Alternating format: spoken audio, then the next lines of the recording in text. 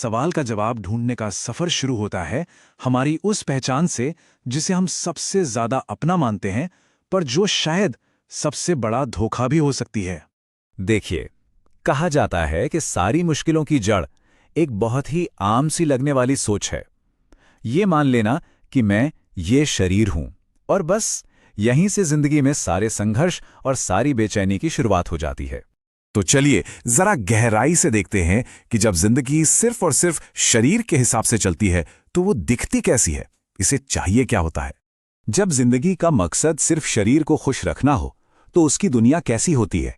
भाई, इंद्रियों को चाहिए मजेदार खाना, शानदार कपड़े, खूबसूरत नज़ारे, और मन की अपनी महत्वाकांक्षाएं हैं। बड़ा पद चाहिए, खूब नाम कमाना है, ताकत चाहिए और हां, बहुत सारा पैसा। और पता है सबसे अजीब बात क्या है? इन इच्छाओं के पीछे भागते भागते एक ऐसी दौड़ शुरू हो जाती है जो कभी खत्म ही नहीं होती। खुशी मिलती है पर बस कुछ पलों के लिए, और बदले में जो चिंता और बेचैनी मिलती है वो लगातार बढ़ती ही जाती है। मतलब ये ऐसी आग है जो कभी बुझती ही नहीं। कहा भी गया है कि इंद्रियों की सुख और लालच की प्यास कभी नहीं मिटती। जितना मिलता है ये प्यास उतनी ही और बढ़ जाती है। अच्छा, तो ये तो हुआ सिक्के का एक पहलू। अब जरा दूसरे पहलू पर नजर डालते हैं, वो जो हमारे अंदर की एक शांत आवाज है, आत्मा की आवाज। और ये दुनिया शरीर की दुनिया से एकदम अलग है। आत्मा का झुकाव किधर होता है? अच्छाई की तरफ, करुणा की तरफ, सेवा, दान, त्याग और सबसे जरूरी मन की शांति और संतोष की ओर। और एक बहुत ही दिलचस्प बात है, जब भी कोई गलत काम करने जाता है तो अंदर एक अजीब सी घबराहट होती है ना? दिल की धड़कन तेज हो जाती है। कहते हैं ये आत्मा की ही प्रतिक्रिया है। अच्छे काम में इसे सुकून मिलता है और बुरे काम में तकलीफ। तो अब हम आते हैं उस असली टकराव पर, हमारे अंदर चल रही उस खींचतान पर, शरीर और आत्मा के बिल्कुल अलग अलग स्वार्थों के बीच। यहां पे ये टकराव बिल्कुल साफ साफ दिखता है। एक तरफ शरीर का स्वार्थ है जिसे बस सुख और नाम चाहिए, और दूसरी तरफ है आत्मा का स्वार्थ जो गुण और शांति खोजती है। एक बाहर की दुनिया में मग्न है तो दूसरा अंदर की। ये दोनों रास्ते एकदम उल्टी दिशा में जाते हैं। इस पूरे टकराव को एक लाइन में बहुत खूबसूरती से बताया गया है, एक के सुख में दूसरे का दुख है। मतलब साफ है, जब शरीर मजे करता है तो आत्मा को पीड़ा होती है, और जब आत्मा को शांति मिलती है तो शरीर को संयम बरतना पड़ता है। तो फिर सवाल उठता है कि इस अंदरूनी लड़ाई को सुलझाया कैसे जाए। इसका जवाब लड़ने में नहीं बल्कि जानने में छुपा है, और इस बात को समझाने के लिए दो बहुत ही जबरदस्त मिसालें दी गई हैं। पहली मिसाल है बंदर की मुट्ठी की। ये कहानी दिखाती है कि कैसे हम अक्सर खुद ही अपने दुखों की वजह बन जाते हैं, ये जाने बिना कि आजादी की चाबी तो हमारे ही हाथ में है। तो कहानी कुछ यूं है कि एक बंदर का हाथ एक बर्तन में फंस जाता है। क्यों? क्योंकि उसने अंदर रखे अनाज को अपनी मुट्ठी में कस के पकड़ लिया है। उसे लगता है कि बर्तन उसे निकलने नहीं दे रहा, पर जिस पल उसे यह एहसास होता है कि उसे बर्तन ने नहीं बल्कि उसकी अपनी ही बंद मुट्ठी ने कैद कर रखा है, वो अनाज छोड़ देता है और आजाद हो जाता है। हमारी इच्छाएं भी बिल्कुल इसी बंद मुट्ठी की तरह है। चलिए अब एक और कहानी देखते हैं। ये शेर के बच्चे की कहानी है जो इस बदलाव को और भी गहरे तरीके से समझाती है। जरा सोचिए, एक शेर का बच्चा है जो भेड़ों के झुंड में पला बड़ा है। वो खुद को भेड़ ही मानता है, उन्हीं की तरह मिमियाता है। लेकिन फिर एक दिन वो पानी में अपना अक्स देखता है और उसे एहसास होता है कि वो भेड़ नहीं, वो तो शेर है। बस उसी एक पल में उसका सारा भेड़पना गायब हो जाता है।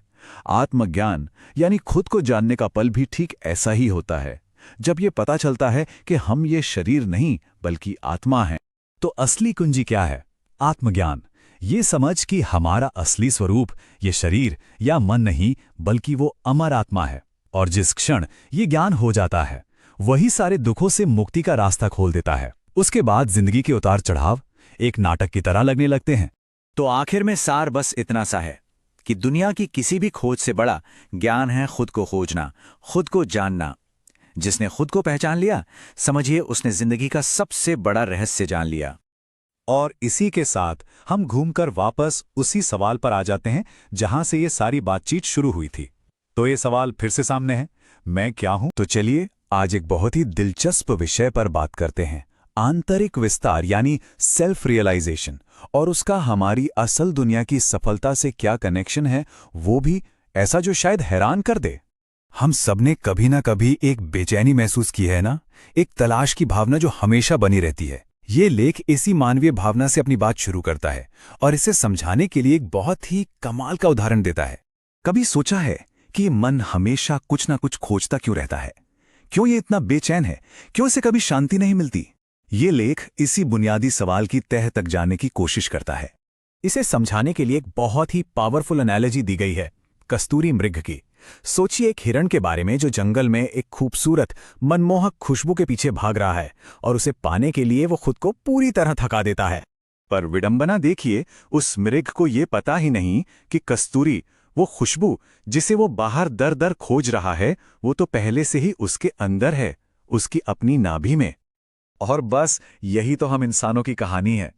हम भी अपनी खुशी और संतुष्टि को बाहर की दुनिया में खोजते रहते हैं, जबकि उसका असली सोर्स, उसका असली खजाना हमारे अंदर ही छिपा होता है। तो ठीक है, अगर जवाब हमारे अंदर ही है तो फिर उस तक पहुंचा कैसे जाए? इसके लिए ये लेख एक बहुत ही खूबसूरत और थोड़ा विरोधाभासी तरीका बताता है। इस पूरी प्रक्रिया को, इस जर्नी को आत्मदर्शन या सेल्फ रियलाइजेशन कहा गया है और इसे एक्सपेंशन यानी फैलने की एक प्रक्रिया के तौर पर समझाया गया है। इसे समझने के लिए एक गुब्बारे के बारे में सोचिए। जैसे जैसे उसमें हवा भरती है वो फैलता जाता है और फैलता है और एक पॉइंट पर आके वो फट जाता है और उसके अंदर की हवा बाहर की हवा से एक हो जाती है। और यहीं पे एक बहुत ही गहरा विरोधाभास, एक पैराडॉक्स सामने आता है। जब ये स्व यानी सेल्फ फैलता है और अपनी चरम सीमा पर पहुंचता है तो अहंकार की दीवारें जो हमें सबसे अलग करती हैं वो टूट जाती हैं। मतलब खुद को पूरी तरह पाना ही एक तरह से खुद को मिटा देना है। ये एक ही सिक्के के दो पहलू हैं। अब ये सब सुनकर लग सकता है कि ये तो बड़ी फिलोसॉफिकल बातें हैं, है ना? ये सब तो साधु संतों के लिए है। सवाल ये है कि क्या इसका हमारी रोजमर्रा की प्रैक्टिकल जिंदगी से भी कोई लेना देना है? अक्सर हम लोग अपनी जिंदगी को ना दो अलग अलग डिब्बों में बांट देते हैं। एक तरफ दुनियादारी, करियर, पैसा, परिवार और दूसरी तरफ आध्यात्मिकता, ध्यान, पूजा पाठ। लेकिन ये लेख कहता है कि ये बंटवारा ही झूठा है। असल में आंतरिक शांति और बाहरी सफलता एक दूसरे से जुड़े हुए हैं। जब मन अंदर से शांत और फोकस्ड होता है तो बाहर के काम अपने आप बेहतर होने लगते हैं। और यही तो कर्म योग का सार है। जब हम आत्म साक्षात्कार से मिली हुई क्लैरिटी और फोकस के साथ कोई काम करते हैं तो हर काम एक साधना बन जाता है।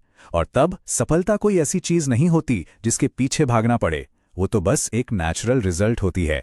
तो सबसे जरूरी बात पता है क्या है? ये कि ये शक्ति कहीं से हासिल नहीं करनी है, इसे तो बस पहचानना है। ये पहले से हमारे पास है। लेख में ये बात बिल्कुल साफ कही गई है कि ये पूरी यात्रा अपनी कमजोरी को महसूस करने से नहीं, बल्कि अपनी महानता, अपनी शक्ति को पहचानने से शुरू होती है। देखिए, सफलता और खुशी कोई ऐसी चीजें नहीं हैं जिन्हें हमें शून्य से कमाना है। नहीं, ये तो हमारी विरासत है, हमारा जन्मसिद्ध अधिकार है जिसे हम शायद भूल गए हैं। हमें बस उस पर अपना दावा करना है। इसमें जो भाषा इस्तेमाल की गई है वो कमाल की है।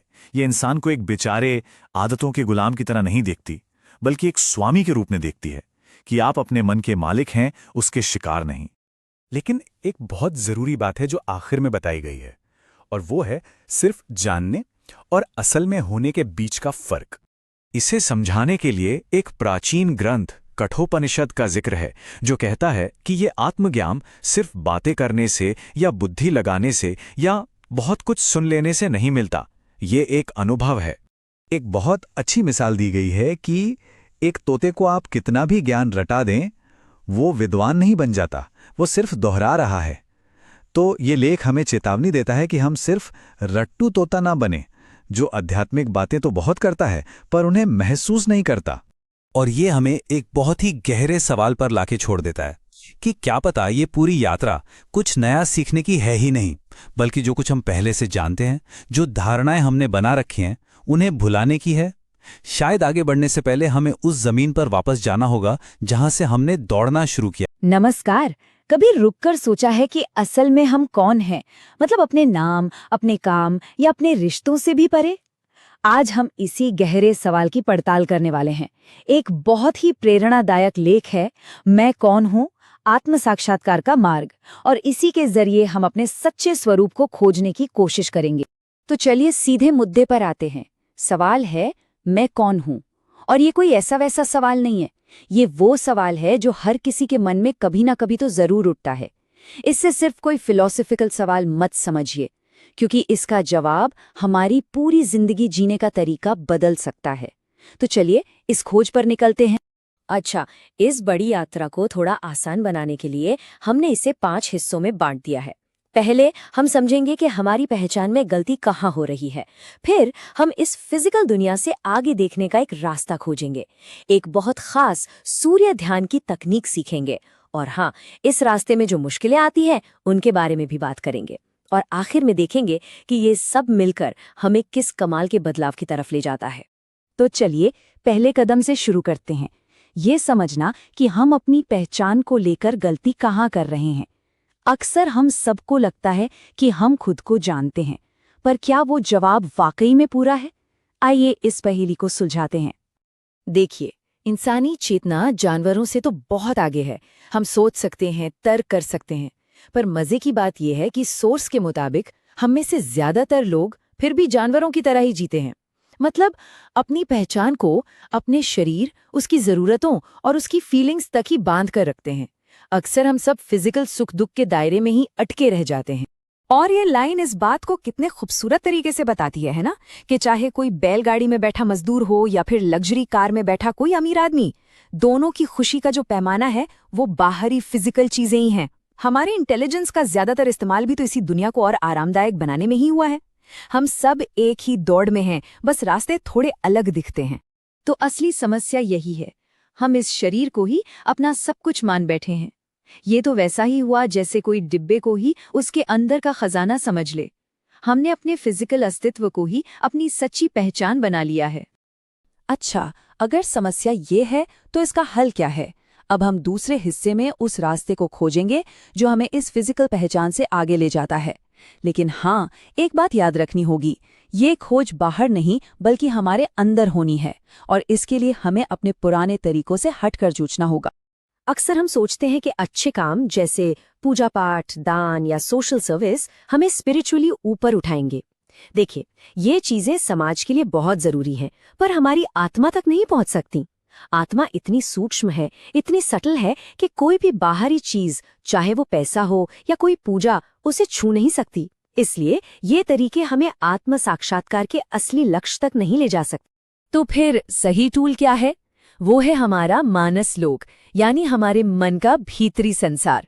ये वो जगह है जहां हमारे विचार, हमारे सपने और हमारी इंट्यूशन पैदा होती है। इसे सिर्फ कल्पना मत समझिए, ये वो अदृश्य इंजन है जो हमारी बाहरी दुनिया को चलाता है। ठीक वैसे ही जैसे एक बिल्डिंग बनने से पहले उसका पूरा नक्शा आर्किटेक्ट के दिमाग में बनता है। हमारी आत्म खोज का असली मैदान यही है। चलिए अब थ्योरी से प्रैक्टिकल की तरफ चलते हैं। तीसरे हिस्से में हम एक बहुत ही पावरफुल और प्रैक्टिकल टेक्निक सीखेंगे, सूर्य ध्यान साधना। ये एक ऐसा तरीका है जो हमें सीधे अपने मानस लोक में उतरने और अपनी असली शक्ति को महसूस करने में मदद कर सकता है। इस साधना के लिए करना क्या है? सबसे पहले तो एक शांत जगह ढूंढिए। अब अपने शरीर को एकदम ढीला छोड़ दीजिए, बिल्कुल ऐसे जैसे उसमें कोई जान ही ना हो। फिर अपना सारा ध्यान बाहर की दुनिया से हटाकर अंदर ले जाइए। अब कल्पना कीजिए कि आपका सच्चा स्वरूप, आपका असली मैं, एक चमकता हुआ सूरज है, और देखिए कि आपके आसपास की हर चीज, घर, रिश्ते, पैसा, सब ग्रहों की तरह आपके चक्कर लगा रहे हैं। ये महसूस कीजिए कि वो आपसे जुड़े तो हैं, पर आप उनसे बंधे नहीं हैं। सेंटर आप हैं, आप ही सूर्य हैं। और ये बस कोई अच्छी लगने वाली कल्पना नहीं है। सोर्स हमें बताता है कि ये एक बहुत गहरे प्राकृतिक सच को महसूस करने का तरीका है। जैसे इस ब्रह्मांड में हर चीज किसी न किसी एनर्जी सेंटर के चक्कर काटती है, ठीक वैसे ही हम अपनी दुनिया के कॉन्शियसनेस का सेंटर हैं। हर चीज हमसे ही शुरू होती है और हम पर ही खत्म होती है। और अब आते हैं हम अपने चौथे हिस्से पर। देखिए, जब कोई इस तरह की साधना पहली बार करता है तो कुछ मुश्किलें तो आती ही हैं, ये बिल्कुल नॉर्मल है। चलिए देखते हैं कि वो आम रुकावटें क्या है और हम उनसे कैसे पार पा सकते हैं। 2 सबसे बड़ी रुकावटें हैं। पहली है हमारा दिमाग, जो हर चीज में लॉजिक ढूंढता है। हमारा लॉजिक बाहरी दुनिया को समझने के लिए बना है, इसलिए इस अंदरूनी अनुभव के लिए हमें उसे थोड़ी देर के लिए साइड में रखना होगा। और दूसरी, जो कि सबसे बड़ी बाधा है, वो है शरीर के साथ हमारा गहरा कनेक्शन। हमने पूरी जिंदगी यही तो सीखा है कि मैं मतलब ये शरीर, और ये आदत इस ध्यान में बहुत बड़ी रुकावट बनती है। शरीर के साथ इस पहचान को तोड़ने के लिए हमें दुनिया को देखने का अपना नजरिया ही बदलना होगा। और सच कहूं तो इस यात्रा का ये सबसे जरूरी मोड़ है। तो इसका तरीका ये है कि अपने मन में एक बात को एकदम गहराई से बिठा लिया जाए, मैं ये शरीर नहीं हूँ। अरे ये तो बस एक कपड़े जैसा है, या एक औजार की तरह जिसे मैं इस दुनिया में काम करने के लिए इस्तेमाल कर रहा हूँ।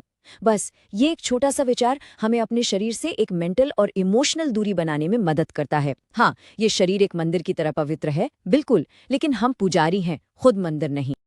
और अब हम अपनी इस यात्रा के आखिरी और सबसे रोमांचक पड़ाव पर हैं। जब ये साधना सफल होती है और हमें अपने असली स्वरूप की एक झलक भी मिल जाती है, तो हमारे अंदर एक कमाल का, एक गहरा बदलाव शुरू हो जाता है।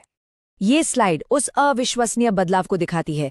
पहले जहां हम खुद को एक छोटा सा, बेबस और हालात का गुलाम समझते थे, वहीं बाद में हम खुद को चेतना का एक चमकता हुआ केंद्र महसूस करते हैं। जहां पहले हमारे अंदर लालच और स्वार्थ जैसी चीजें थीं, वहीं अब उदारता, दया और सच्चाई जैसे गुण अपने आप उभर आते हैं। हम दुनिया में रहते हुए भी उससे ऊपर उठ जाते हैं, ठीक वैसे ही जैसे कमल का पत्ता कीचड़ में रहकर भी बेदाग रहता है। और सबसे खूबसूरत बात पता है क्या है? ये बदलाव किसी जोर जबरदस्ती या लड़ाई से नहीं आता। ये बहुत ही नेचुरली होता है। जैसे मेंढक का बच्चा जब बड़ा होता है तो उसकी पूंछ अपने आप झड़ जाती है, उसे काटना नहीं पड़ता। ठीक वैसे ही आत्मज्ञान की रोशनी आते ही हमारे अंदर की बुराइयां खुद ही खत्म हो जाती हैं। तो आखिर में ये पूरी यात्रा हमें इस एक बहुत ही फंडामेंटल सवाल पर लाकर छोड़ देती है। क्या हम अपनी जिंदगी एक ग्रह की तरह जी रहे हैं जो बस हालात और दूसरों के इर्द गिर्द घूमता रहता है, या फिर हम वो सूरज हैं जिसके चारों ओर हमारी अपनी दुनिया घूमती है? इसका जवाब तो हर किसी को खुद ही ढूंढना है। इस पर जरूर सोचिए।